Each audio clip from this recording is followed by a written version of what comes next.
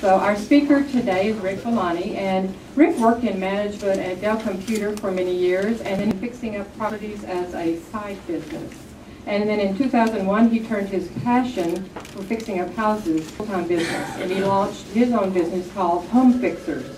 Home Fixers has remodeled or built over 1,000 homes in the Austin area. And it's received the National Contractor of the Year Award from Home Investors. So they have been repeatedly featured on Flip That House, if you're familiar with that one. And Rick has been a guest on most of the major radio stations around the United States. He's written 2 successful books, and his latest one is Flip, How to Find, Fix, and Sell Houses for Profit. It was written with his business partner, Clay Davis, in 2007. So Flip is one of the best-selling real estate books in the country. It's a New York Times bestseller, a Business Week bestseller, and it's been ranked as and you will see what I discovered about him. He has a passion for renovating and fixing up homes. Whatever he does 110% for sure. And I think you'll find out his enthusiasm. Please join me in welcoming Rick Villani.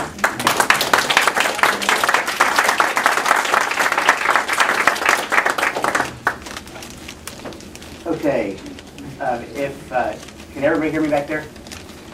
And if it gets too loud, just calm me down, because I can get over the top very easily.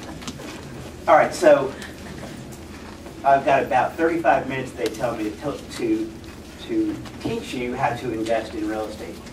Almost impossible. And if I had, I typically teach this in about 10 hours. In an all-day course. And so to condense this down is difficult to do.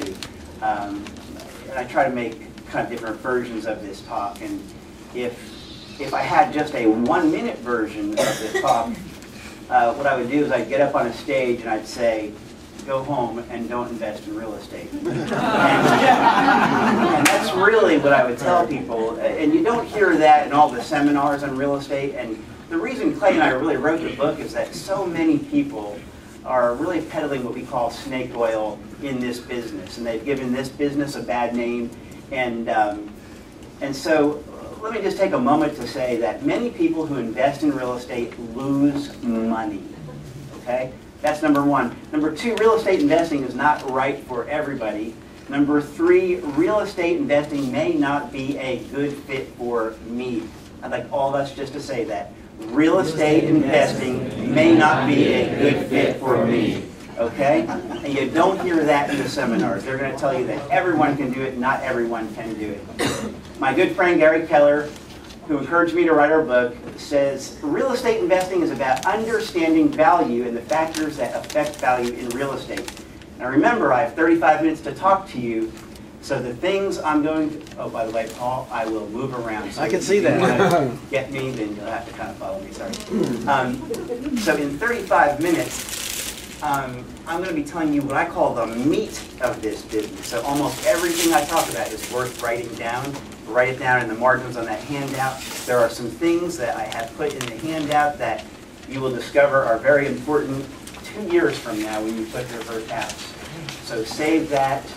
I've tried to condense 420 pages of our book down to 8.5 by 11 pieces of paper. So okay, real estate investing is about understanding value. It really is. And so if you can understand value, you can be successful at this business. And I don't know if you can see some of these pictures. And maybe just for this one little section, we could hit the light, Teresa, just this one little.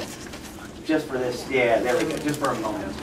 And so, if you can understand this, you can be successful at real estate investing. What I mean by understand this is understand what created this and what to do with it and where the opportunities are to extract that untapped potential in this. And in this, and in this, okay? This is the face of real estate investing, and this is my world, okay?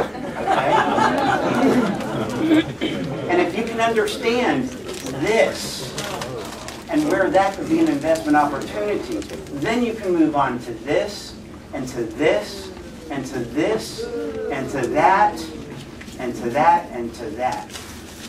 Okay? You can hit those lights, Teresa. Thank you. So, what is real estate investing about? It's about two things then. We're talking about value.